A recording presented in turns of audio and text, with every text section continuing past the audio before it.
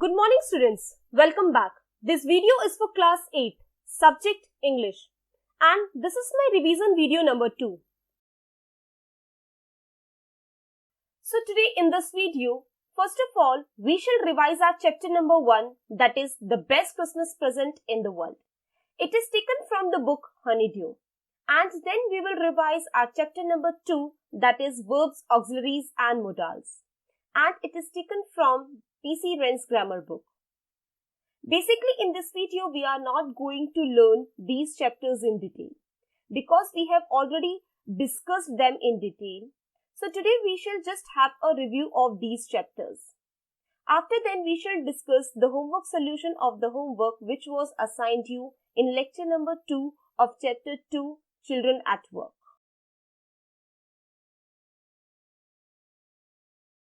So let's start with a summary of chapter number 1, that is the best Christmas present in the world. It is written by none other than the famous writer Michael Morpurgo. Before start reading the summary, let me tell you about the main characters of the story. Michael Morpurgo is the narrator of the story. Jim McPherson was the leader of his English troupe. Before getting into war, he was school teacher in Dorset, present in the west part of England. Connie McPherson is the wife of Jim McPherson. After her husband went to war, she spent her whole life in a belief that she will see him again. A fire broke in her house and burnt her partly. Hans Wolff was the captain of German troop. He worked in an orchestra in Düsseldorf before the war.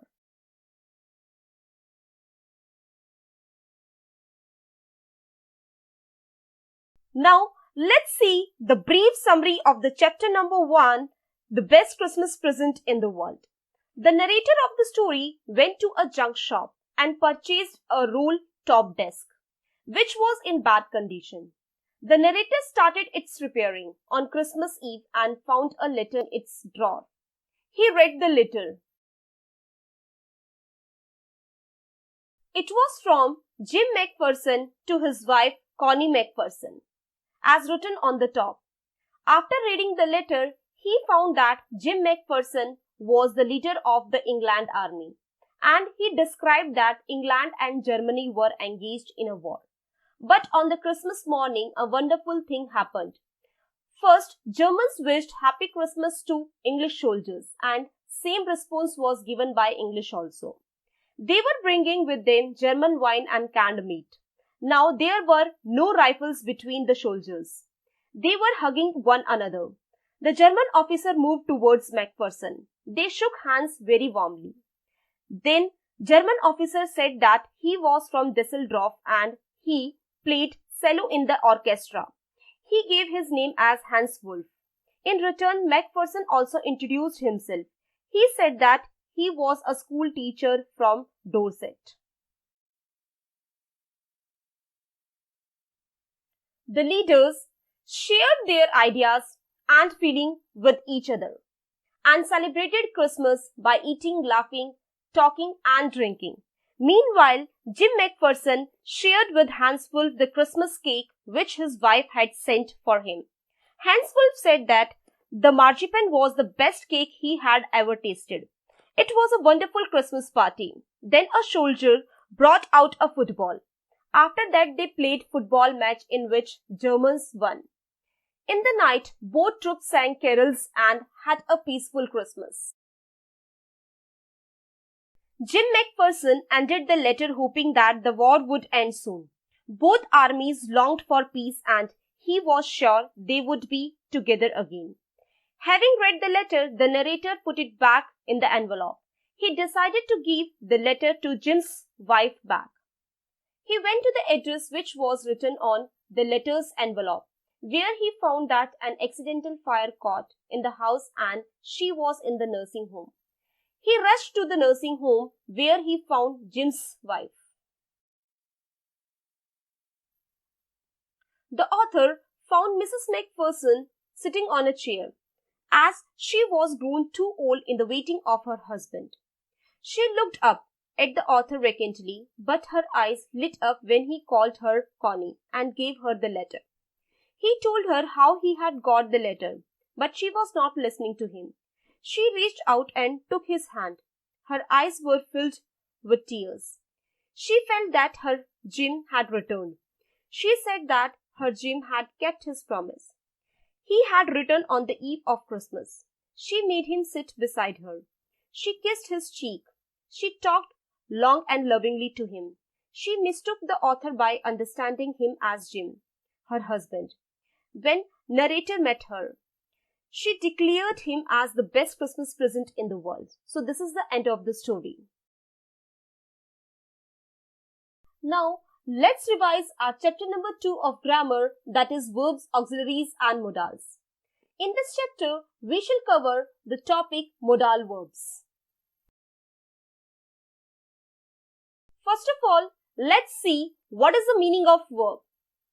A verb is a word or a combination of words that indicates an action or a state of being or condition. A verb is the part of a sentence that tells us what the subject performs. So let's see how many kinds of verbs are there. Number 1, finite verbs. Number 2, non-finite verbs. Number 3, action verbs. Number 4, linking verbs. Number 5, auxiliary verbs. Number 6, modal verbs. So there are 6 verbs. So let's see what is the meaning of modal verbs.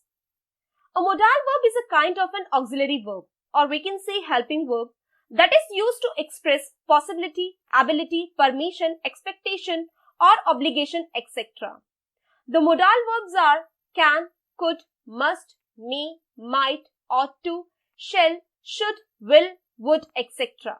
For example, Ram can write story very well. So here, can is representing present ability. Let's see the meaning and uses of modal verbs with examples. Can. Can means to be able to be allowed to, and it is possible. It expresses ability, permission, possibility. For example, can I use your phone please? Could. Could means to be able to be allowed to, and it is possible. It expresses ability in the past, more polite permission and possibility. For example, excuse me, could I just say something? May. May means to be allowed to, it is possible and probable. It expresses permission, possibility and probability. For example, it may rain tomorrow. Might. Might means to be allowed to, it is possible and probable. It expresses more polite permission, weak possibility and probability. For example, I might come and visit you next year if you can save enough money. Will. Will means to express future tense, to give invitations and offers someone. It is used to express request and offers. For example, will you join us for coffee? Shall. Shall means to express offers and to give suggestions with pronouns I and we. It is used to express offers and suggestions. For example, shall I order you a taxi? Would. Would means polite permission and request. It is used to ask permission and offer, more polite. For example, would you like to have some coffee? Should. Should means to say or ask what to do, to suggest or show necessary things, and to be very probable. It is used to express 50% obligation, advice, logical conclusion. For example, I should see a doctor. I have a terrible headache. Ought. Ought means to say or ask what to do, to suggest or show necessary thing, and to be very probable. It expresses 50% obligation, advice and logical conclusion. For example, you ought to revise your lessons. Must. Must means to have to and to be very probable. It expresses 100% obligation and logical conclusion. For example, I must stop when the traffic lights turn red. Need.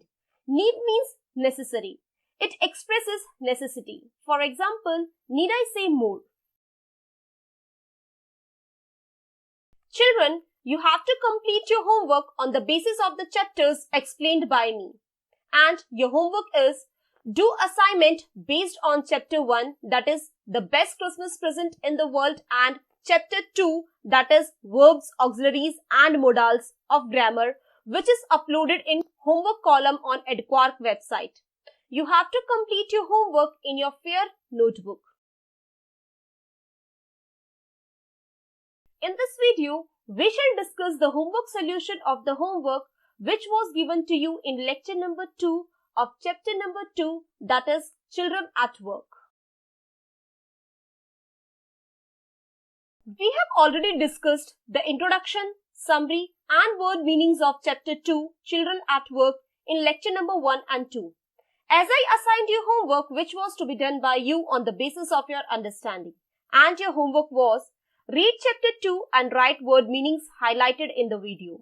Based on the understanding of the chapter, write the answers of the questions mentioned in the book It So Happened As. Page number 15, comprehension check, question number 1 to 3. So let's discuss the word meanings. Number 1, trickle means a small flow of liquid. I repeat it again, trickle means a small flow of liquid. Number 2, puddles means a small pool of liquid. Puddles means a small pool of liquid. Number 3, crookedly. Crookedly means not straight. Number 4, sigh. Sigh means a slow noisy breath. I repeat it again, sigh means a slow noisy breath. Now let's discuss the questions and answers. Now let's see question number 1, part 1. What material are the strange huts made out of? The answer of the question is, the strange huts are made out of all sorts of things like metal sheets, tires, wood, bricks and plastic. Question number 1, part 2. Why does Velu find them strange? The answer of the question is, Velu finds them strange because in his village, the houses are made of mud and palm leaves. But here, the huts are made of metal sheets, tires, bricks, wood and plastic. They also stood crookedly and looked as if they would fall at any moment. Question number 2. What sort of things did Jaya and children like her collect, and what did they do with those things? The answer of the question is, Jaya and children like her collected papers, plastics, glass and such things. They sold those things to Jam Bajar Jaggu, who in return sells it to a factory. Question number 3 is Velu happy or unhappy to find work? Give a reason for your answer.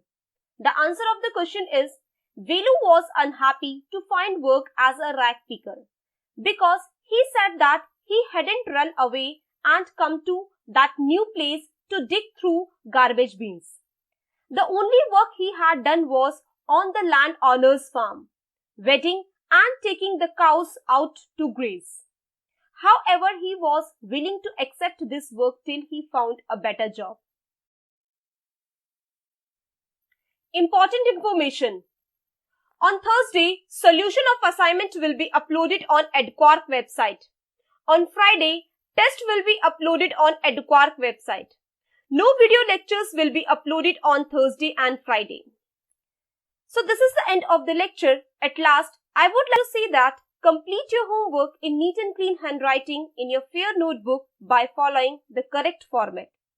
And revise the chapters properly for your test. Thank you and have a nice day.